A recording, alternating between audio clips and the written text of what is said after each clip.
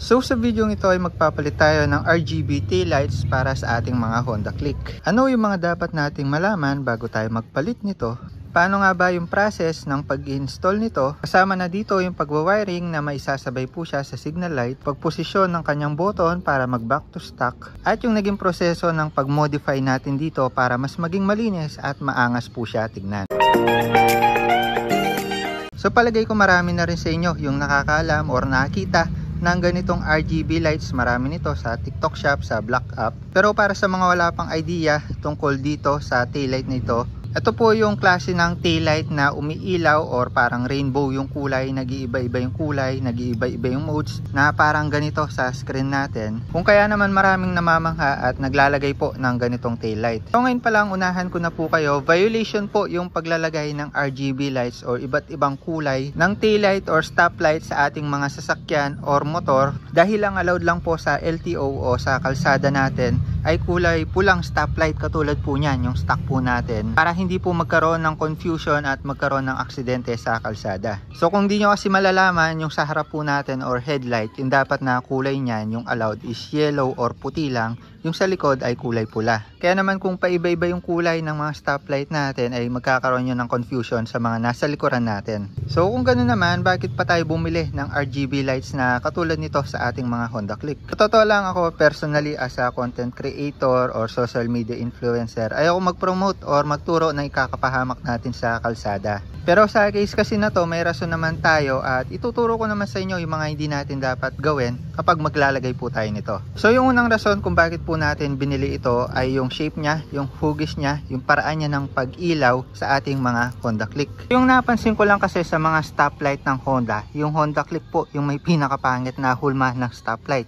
Kung papansinin nyo yung PCX, may linear po siya na parang letter X po siya. Ito, pakita ko na lang dito. Tapos yung ADB parang pa X din siya. Napakaganda ng hulma niya. Tapos sa Yamaha naman, yung pinagusto ko sa NMAX parang may buntot pa siya sa ilalim. Tapos sa Aerox naman, gusto ko rin, malinis lang po siya na parang linear. Pero dito sa Honda Click, do patulis po yung hulma niya, pero kung titingnan po natin yung buga ng ilaw niya, parang polka dots or mga tuldok-tuldok. So kung kaya naman nung nakita ko to at pwede pa siyang i-customize pala ng konti, ay naisip ko maglagay tayo ng ganito para sa ating mga motor. By the way, choice po natin to, hindi po to mandatory, hindi ko po kayo pinipilit. Okay lang po yung stock, okay lang siya. Kumbaga part lang to ng pag-upgrade ng konti, pagdagdag angas ng motor natin. Choice pa rin naman natin kung papalitan natin ito. So ako magbibigay lang po kasi ako ng idea kung ano po yung itsura niya para kung sakali man magustuhan nyo, pwede nyo rin sundan yung video natin. Ganun lang naman kasimple yun. So by the way, yung hulma po na tinutukoy po natin, which is nagustuhan ko dito, is itong linear na to. Ayan, diretso po siya dito, pati dito sa kabila, which is wala po yan sa hulma nitong stoplight po natin or buga ng ilaw niya. Para magka-idea kayo, ganito po yung itsura niya kapag umiilaw na po. Pangalawang nagustuhan ko pa po dito o rason kung bakit bibili tayo nito is pwede po siyang ibalik sa stock na configuration or kulay pulang ilaw. Yun yung allowed sa kalsada, kung kaya naman hindi po sisitahin kung naka-red po ito or naka-back to stock yung kulay po niya. So base sana panood ko, ito po yung wire niya at ito po yung button niya kung saan dito po natin papalitan yung modes or yung kulay po niya. Diba dahil nga RGB po siya, iba-iba po yung kulay niya, ayan katulad niyan. Nag-iiba-iba yung kulay niya at pwede po natin siyang ibalik to stock. So yung tanong, paano naman po yung iba't ibang kulay niya, yung pagka-RGB niya kung di naman pala siya pwedeng gamitin sa kalsada? So kagaya nga ng sabi ko, yung ibang rason nito is pang forma, mas maangas siya tignan. So pwede po natin siyang gamitin pang montage or kapag nakaparada lang yung motor natin, gusto natin videohan yung motor natin. Pero the moment na nasa kalsada na po tayo, kailangan po natin siyang ibalik sa stock or sa kulay pula lang, naka-steady na pula at hindi po pa iba-iba yung kulay. At yun lang din naman yung purpose kung bakit tayo bumili nito. So hindi natin kailangan ipagmayabang na umiilaw ng iba't ibang kulay yung stoplight natin pag nasa kalsada ha. So yan, tinuturuan ko po kayo para in case man, alam nyo rin po yung bawal kapag bumili po kayo ng ganitong taillight. So yan, binalatan ko na siya para makita ninyo. So gagawin lang natin ng konting configuration itong taillight na nabili natin. Tatanggalin natin itong mga tuldok-tuldok. Ititira lang po natin yung linear na ito para malinis lang po siya tignan. Pero pwede naman siya na ilagay natin na ganito na. Kumbaga actually plug and play lang naman ito, pero tayo para maging unique ng konti at para mas maging malinis siya tingnan na yun, tatanggalin natin itong parang mga tuldok-tuldok. Kumbaga itong linya lang na to yung matitira, itong kabilaan. So bago natin siya i-modify ng konti, pakita ko muna sa inyo yung pagka plug and play niya, kung paano yung ilaw niya kapag stock lang po siya. Kapag lalagay nito, syempre kailangan natin tanggalin yung stock na stoplight po natin. Para matanggal to, yung mga kailangan po natin tanggalin is itong grab bar, itong cover po na to, itong ating mga U-box, at yung mga ilang tornilyo dito sa side. Halos same lang naman siya ng version 3. So pagkita ko na lang yung mga tornilyo na tatanggalin natin sa video. Unahin natin yung grab bar, gamit lang tayo ng 12mm socket wrench para matanggal yung tatlong tornilyo dyan. Tapos itong sa may gas tank cover, 4 po na Phillips screw. Tapos dito sa kabila, anti-isa dyan, tabi ng U-box, at also sa loob ng U-box, gamit tayo ng 10mm. Push lang natin itong part na to, tapos matatanggal na natin yung U-box. Dito sa may front cover, hugutin lang po natin yan, matatanggal naman ng kusa. Tapos dito sa may ilalim, may tornilyoan po dyan.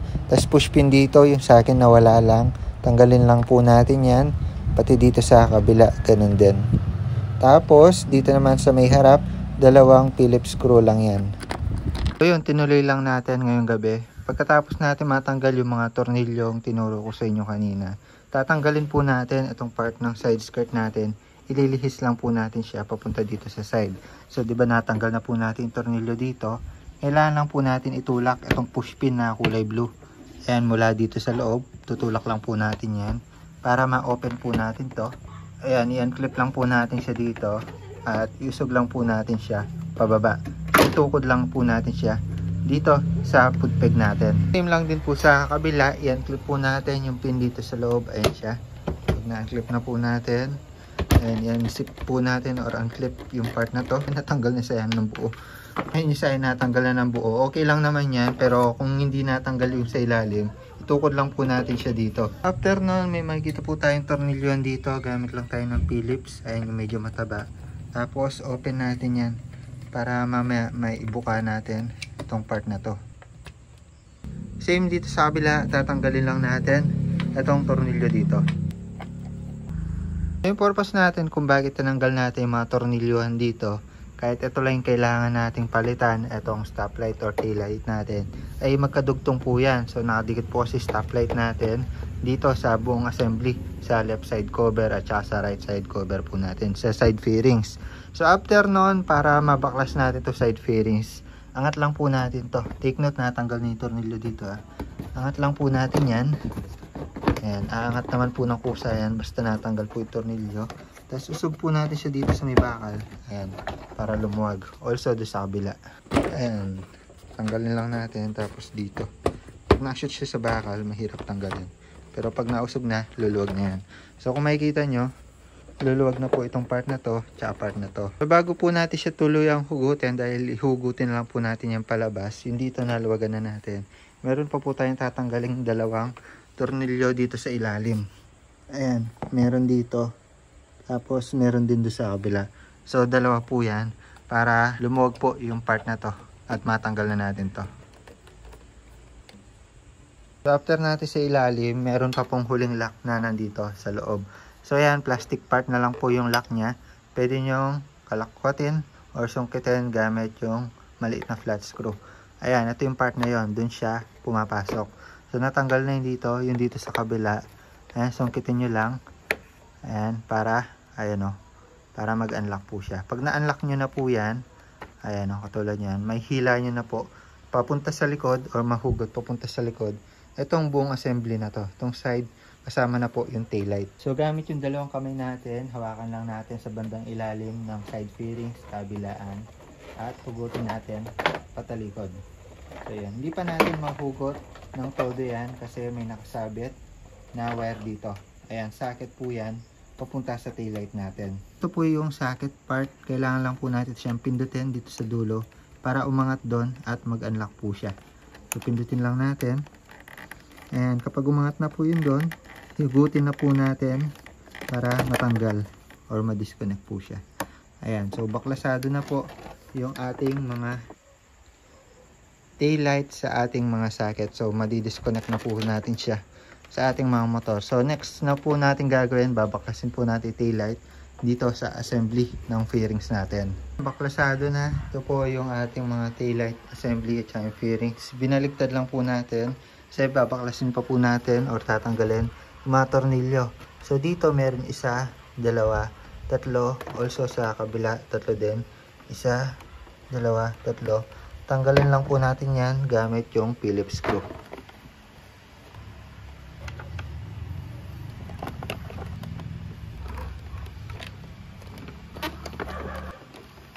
Para hindi tayo mahirapan magtanggal ng isang tornilyo, baklasin lang natin itong isang socket. Then matatanggal na po natin yung mga side fairings po natin. So tanggalin lang po natin yung pagkakaipit ng mga fairings na yan. So pati dito sa kabila. Dito naman sa rear cover, push lang po natin siya patalikod dun sa stoplight natin at mag-unlock din po agad yan. So ito na po yung pinaka-stock na stoplight or taillight ng ating mga motor. So yan, kung makikita nyo naman, yung pinaka-cover po niya is kulay pula agad. Compared po dito sa aftermarket na binili natin na smoke po yung pinaka-cover niya. Ayan, malayong-malayo dito sa stock na kulay pula. Pero sa hulma po nila, dito sa bandang gitna, kung makikita nyo, parang may diamond. Halos same lang naman sila ng hulma nitong stock. Ayan o, parang may diamond din siya. Ayan, may nakaukot pa sa loob. Ang kaso, naka-offset lang patalikod or flat lang itong pinaka-ilaw niya dito. Kung kaya naman, iba po siya dito sa aftermarket na nakalinya po siya sa pinaka-edge ng ating mga tail light. So, yan yung nagustuhan ko dito. By the way, wala naman pong issue kung hindi po pula yung pinaka-cover nito. Compared kasi sa stock natin, di ba pula?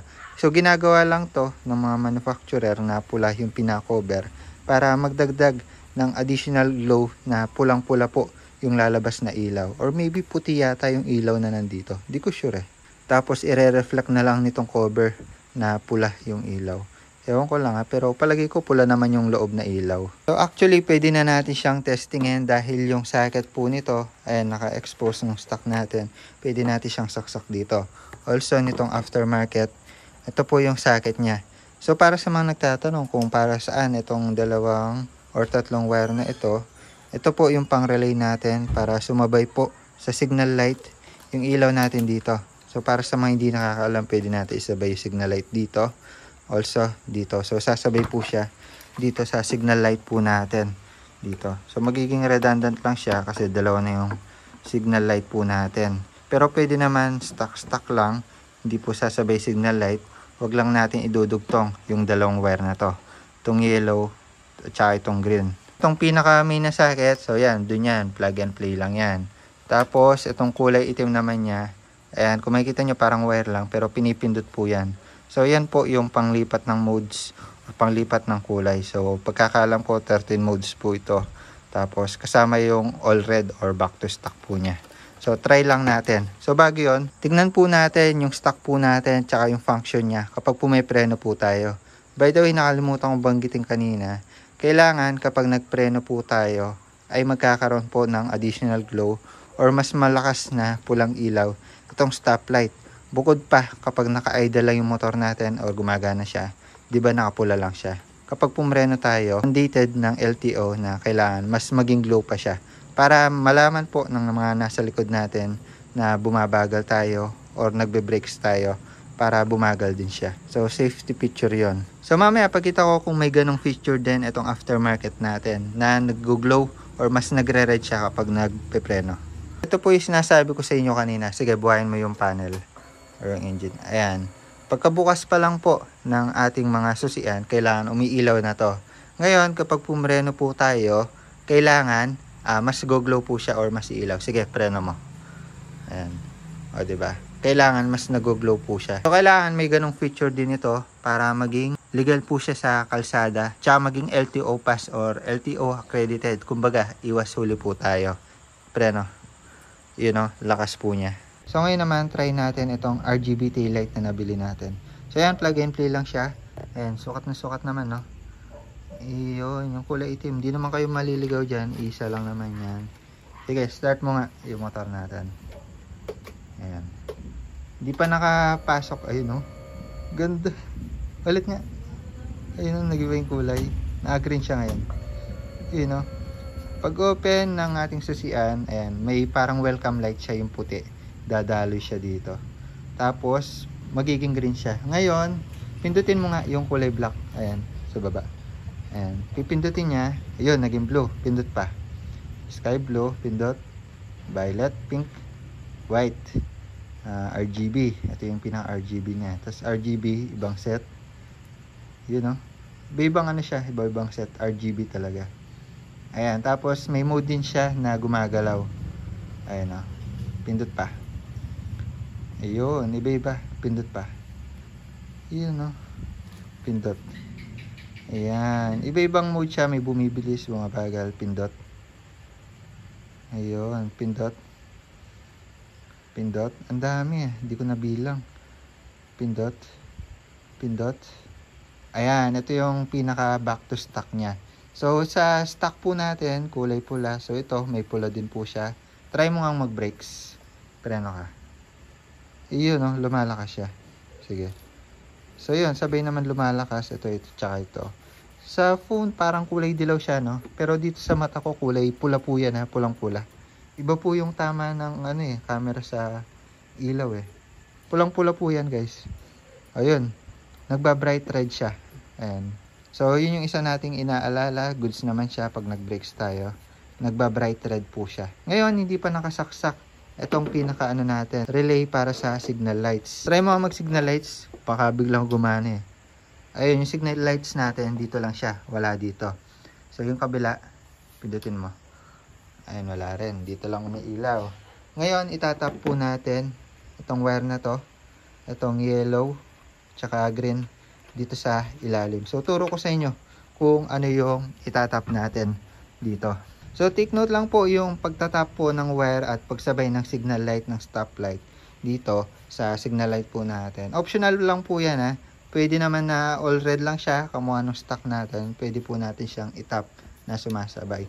Pa-comment na lang kung goods ba yun sa LTO o hindi. Hindi lang ako sure eh. Kung yung running signal lights dito is pwede siya. So, pa-comment na lang. Hindi ako sure. So, if ever man, kung bawal yung running lights or signal lights dito, ayan, stay stock na lang tayo. Pwede naman natin siyang maibalik. Turo ko lang sa inyo kung paano itap yung signal light niya dito. So, para makita natin yung wiring nitong ating mga signal light, kailangan natin tanggalin yung cover dito sa ilalim. Gumagapang yun dito eh. Kailangan natin tanggalin kung may signal light protector kayo. Itong dalawang tornilyo. Kahit walang signal light protector, may tornilyo lang, nakapasok lang. So ito nakalabas lang. Tapos isa dito. So gamit lang tayo ng Phillips screw. Tanggalin lang natin yung tatlong tornilyong yan.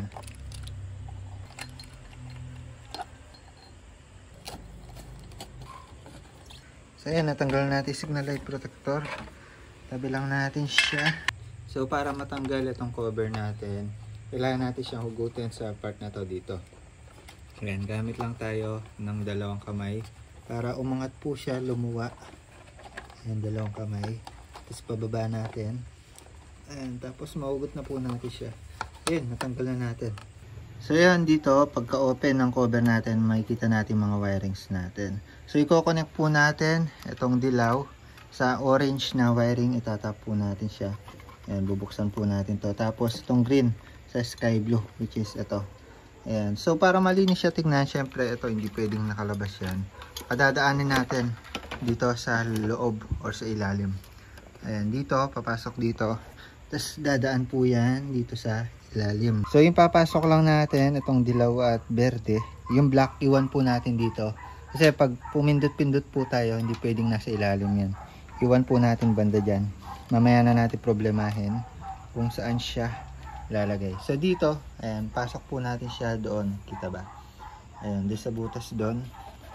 Sa ilalim. Pagkahila natin dito sa ilalim, ayan, lulusot na siya. So tatap na natin or i-connect dito. So dito, hanapin po natin yung orange na wire, which is ito.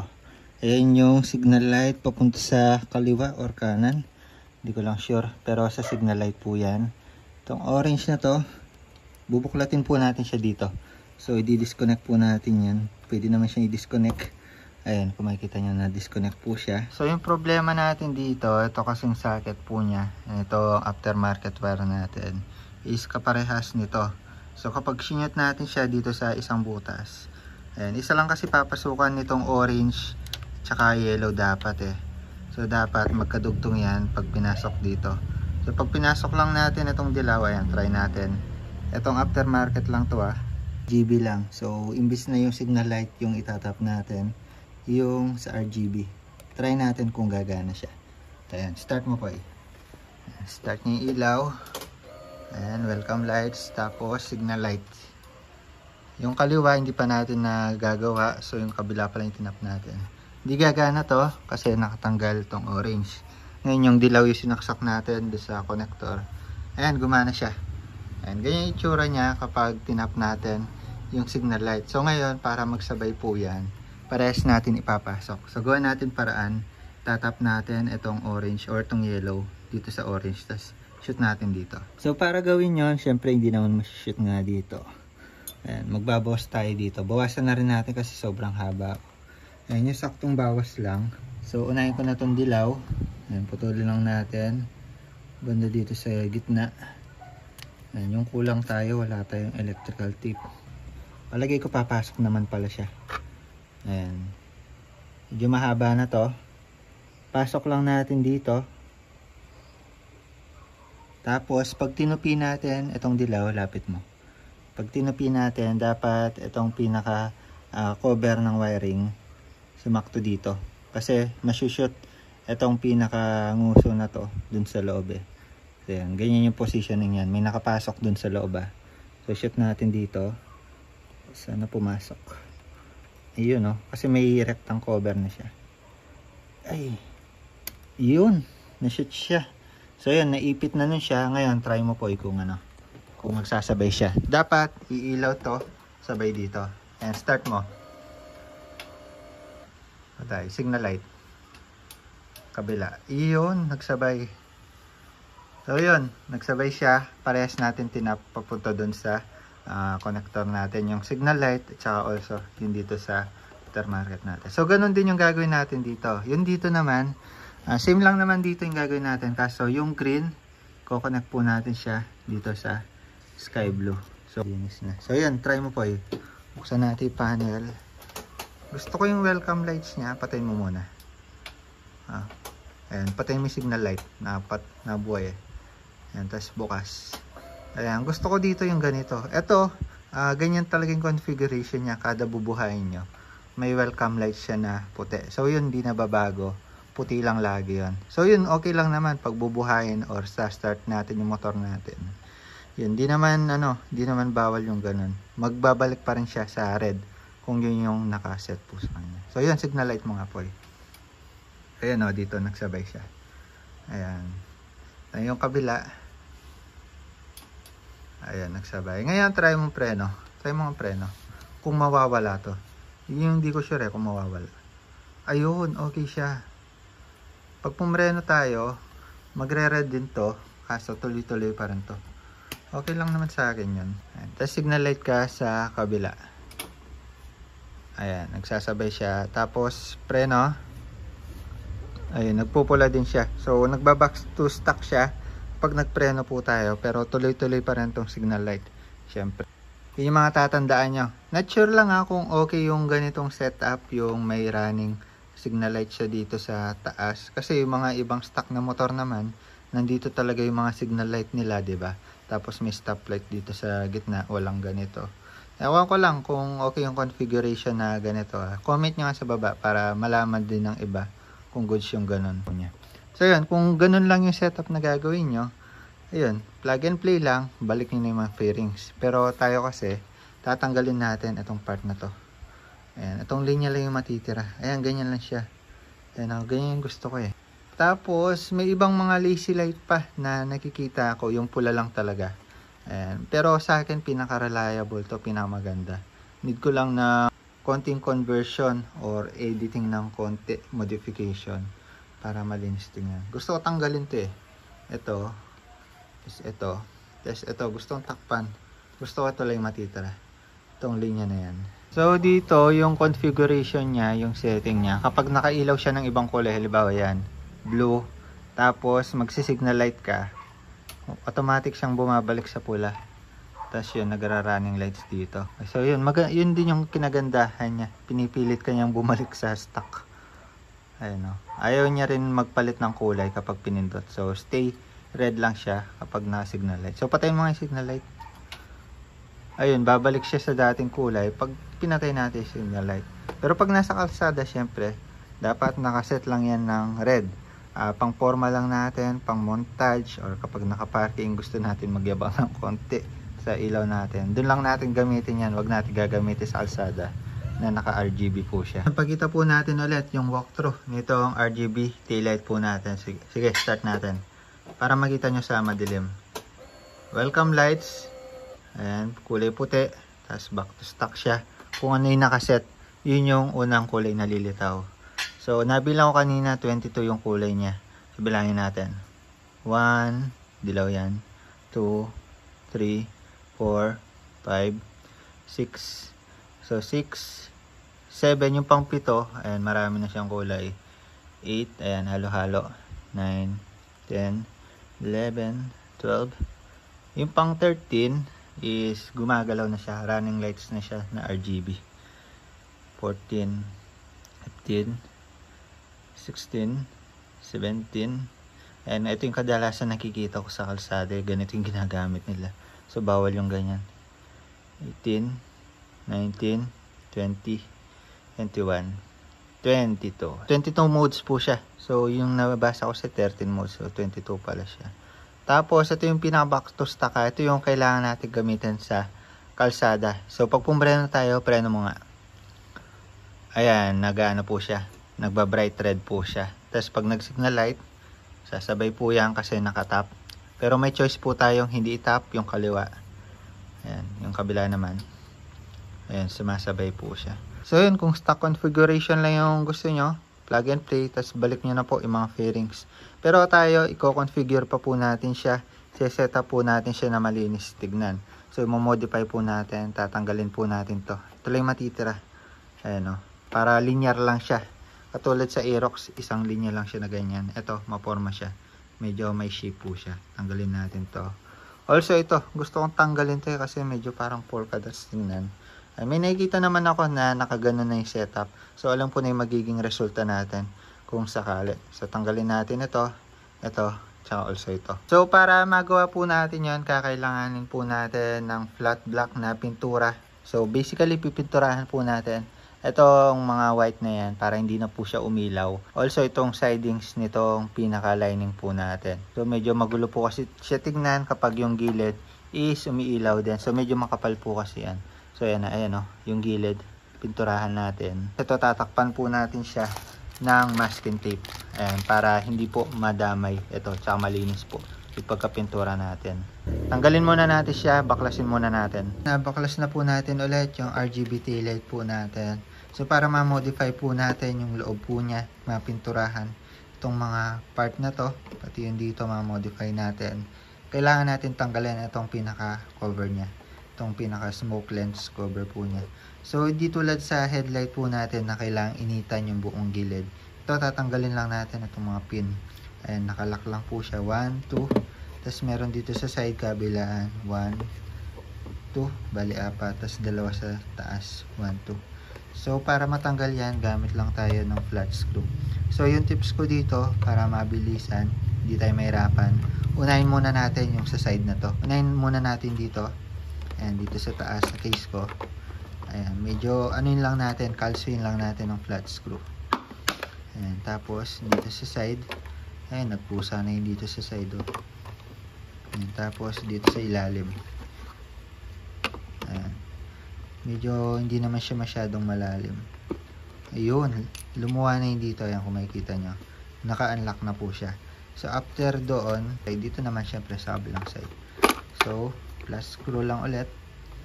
Ayan, medyo ilihis natin siya dito sa side, pinakagilid.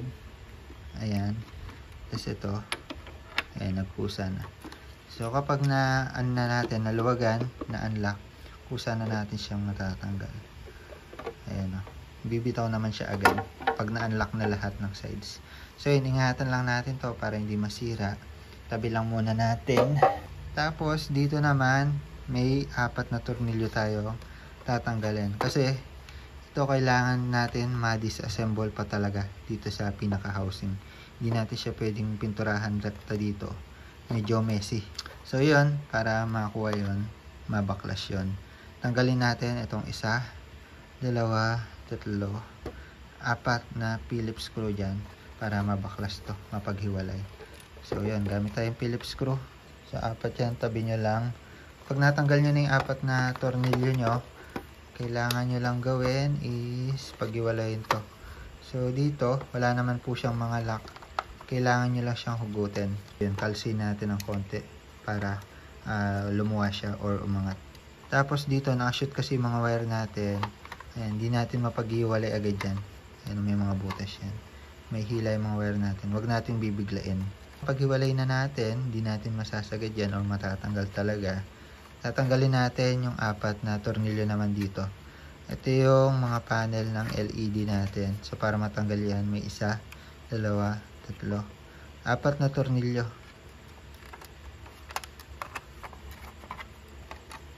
Yan, pag natanggal nyo yung 4 na tornilyo na yon, matatanggal nyo na po itong mga LED panel po natin. Ayan, ito. Natanggal agad. Ito, try natin. Yan, natanggal na. Tapos ito, sabay-sabay po silang matatanggal dahil konektado po silang lahat. Ayan, katulad niyan. Matatanggal po natin sila lahat. Tapos dito, makikita po tayo ng connector. Sa pagtanggal po niyan, kailangan lang natin pindutin to para umangat siya at mag-unlock. Ayan, kung makikita nyo, nag-unlock siya. Ayun, dahan-dahan lang kasi medyo malambot siya, no? Ayun, natanggal na tong 1. So, ito naman yung sa right side. Pinturahan po natin dito or i-cover up. Ite-tape na natin to. Etong part na to, titape natin yan. Ito mapipinturahan. Itong gilid na yan. Itong gilid na to. Also itong mga liit-liit na yan. So para mangyari yon, ito lang ite-tape natin. Diyan. Make sure lang natin na walang lokot, diretso yung tape. Dugtungan na lang natin dito sa ilalim. Kakat naman natin yan. Yan. So mahuhulma naman kung saan natin siya ikakat. Tapos sa pagkat, ito pwede cutter. Kailangan lang matalim yung dulo para makat po natin ng maayos. Tapos make sure po natin sa pinaka-edge po talaga. Importante yung gilid is ma-cover up po natin. So ito para malinis tignan.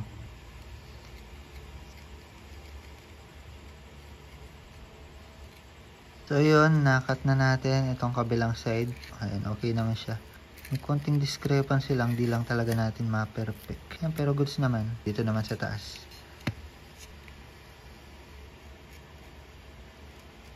Cut na natin siya, bakbakin na lang natin. Iyon. Tapos, tape na rin natin itong part na to. Ayan. Tapos, idamay ko na yung part na to dito sa ilalim. Ito kasing LED natin ay yung mga box na yan. Yung ilaw, ngayon pag napinturahan yan, baka humina. So yan, na-tape na natin yung gilid, wala na mapapasukan yung pintura. So gawin lang natin, itong ginawa natin dito sa isang side. Ito naman gitnang side dahil gusto natin na hindi na siya umiilaw, pinturahan na lang natin ang buo. So tanggalin lang natin siya dito sa part ng wirings niya. So may 2 tornilyo lang dyan para mahugot natin yung cover at mapinturahan natin ang buo.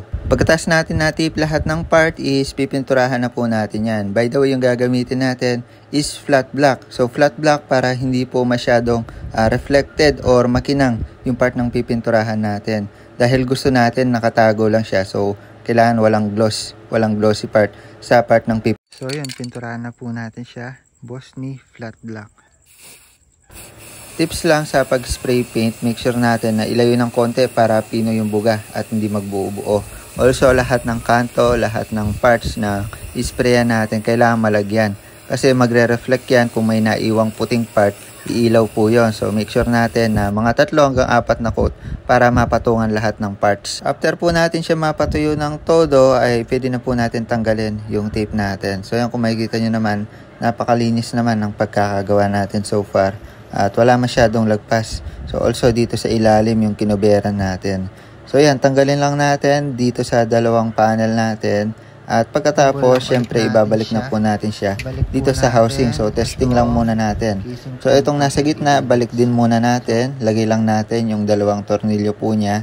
At pagkatapos is ipasok po natin yung mga socket po niya dito sa gitna. So yung dalawa. At ilagay na po natin siya sa housing, yung tatlong parts na yan. Then mamaya na natin lagay yung ibang cover at tornilyo, testingin muna natin. So yung pinlag natin siya at pinailaw, tinignan natin kung okay yung pag-ilaw niya. Ang kaso may nakita tayong butas-butas.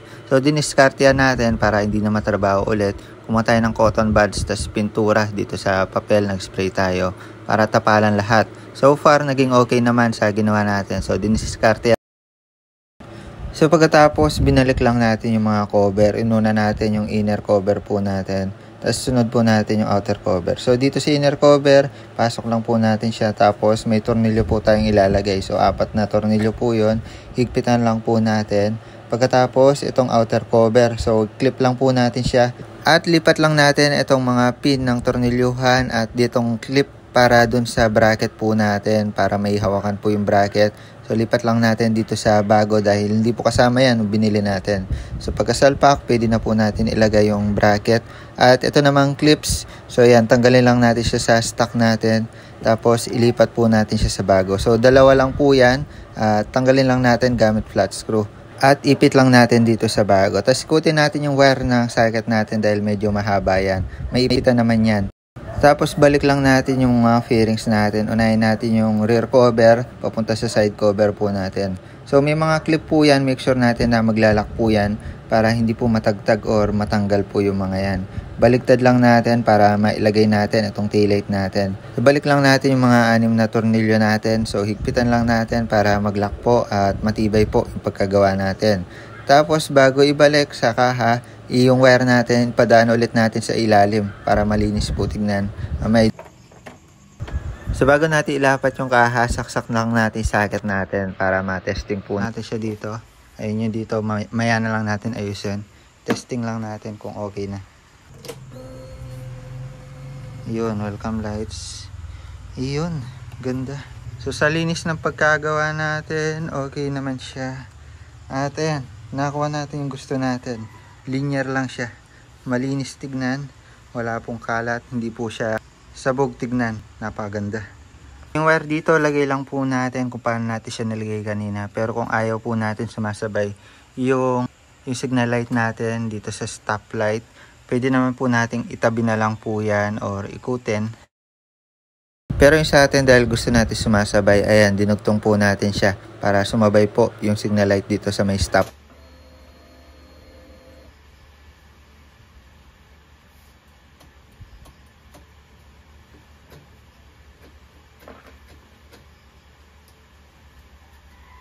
Ayun, sumasabay siya.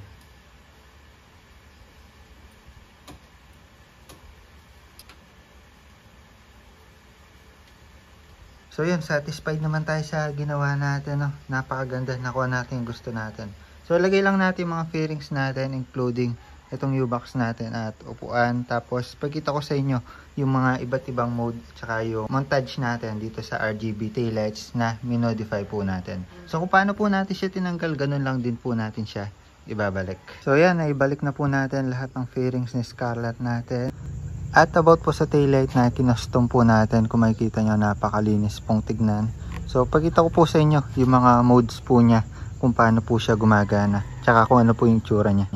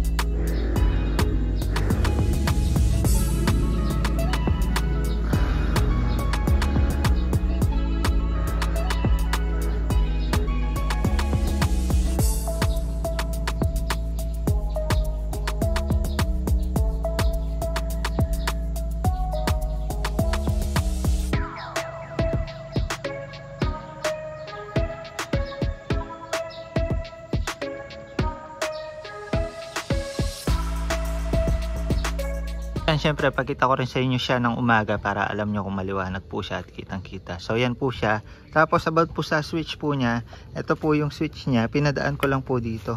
So hindi naman po komplikado, wala naman po siyang dadaan ng mga kung ano-ano. Maluwag naman dito eh. Papasok nyo lang siya dito, papadaan nyo lang siya bago nyo i-cover, ipalusot nyo na, paakyat to. Para kahit pa paano, accessible po siya dito. So yan yung itsura niya pag umaga, hindi po siya masyadong halata. Konti lang yung visible, ayan, medyo puti kasi yung cover niya dito medyo smoke. Ayan, konti lang halata, pero nakikita yung hulma, yung linear po niya. Tapos pag umiilaw, dun pa lang siya makikita talaga. So start mo yung susian, pakita ko po sa inyo lahat ng modes. Ayan, welcome lights. Tapos kung ano yung nakaset or default po niya, yun yung unang lilitaw. Tulad po nito, nakastock po siya. Tapos signal light, ayan o, nagsasabay kabila. Ayun, ganda. Tapos hazard, ayan, tayo may hazard tayo kasi nagpalit tayo ng handle switch. Pero kung stock sa inyo, hindi mag-hazard yan. May video naman tayo sa hazard eh. Yun, stop mo yung hazard. Tapos modes, first mode, ayan, dilaw. Second mode, green. Tapos ayan, blue. Tapos parang blue, mas blue, violet, white. Ayan, tas mga RGB kulay. Sige, pindot-pindutin mo. Ayan o, ganda niya. O, diba, may rainbow. Tas may ano siya, running RGB lights. Sige. Ayan, so dahan-dahanin mo lang. Ayan, ito yung pinakamaganda para sa akin eh. So ayan, hindi natin pwede gamitin pag nasa kalsada. Pero napakaganda niya. Siguro pag nakatambike lang kayo, ganun. Sige, lipat. Ayan, ganda. O, diba, iba-iba yung modes. Kayo na lang bahala magsawang pumili. Sige, lipat. Ayan, dami modes. Ayan, kayo lang natin bumalik. Ito, running na marami. Ang dami. Sige pa, hanggang sa stock. Sige pa, yun. So 22 po yan, 22 modes. May running at saka may default lang siya o naka-stop na kulay. So yan yung pinaka ginagamit natin syempre. Ito, back to stock. Yun, basta paalala lang ulit yung RGB kapag nakatambike, nakaparada lang. At pula po na stoplight yung gagamitin natin na nakaset kapag umaandar na po tayo sa kalsada para hindi po tayo makapahamak ng ibang rider or magkaroon ng confusion. So yun, maglalagay po ng link dito sa ano natin, taillight RGB taillight. Nasa less than 1K lang to, depende sa shop. Pero maglalagay po ng link dito, tsaka dito sa description po natin. So yun, customize po siya. Pwede nyo po siyang customize, pwede nyo rin po siyang ilagay na ganito. Pero sa atin, customize po natin na ganyan para maganda po yung dating, mas malinis kasi tignan para sa akin eh. So yan, for idea, meron po tayo dito isa version 3. Ito yung stock na stoplight po natin, same sa version 2 sa right side. Dito sa left side naman, ito yung ginawa natin. Ayan, makikita nyo yung pinagkaiba, mas malinis na tignan. Ito ang minodify po natin. So yun lang muna para sa video nito. Sana may natutunan kayo, medyo mahaba lang yung video. The more you click, the more you know. RGB modified taillight para sa ating mga Honda Click. Bye bye.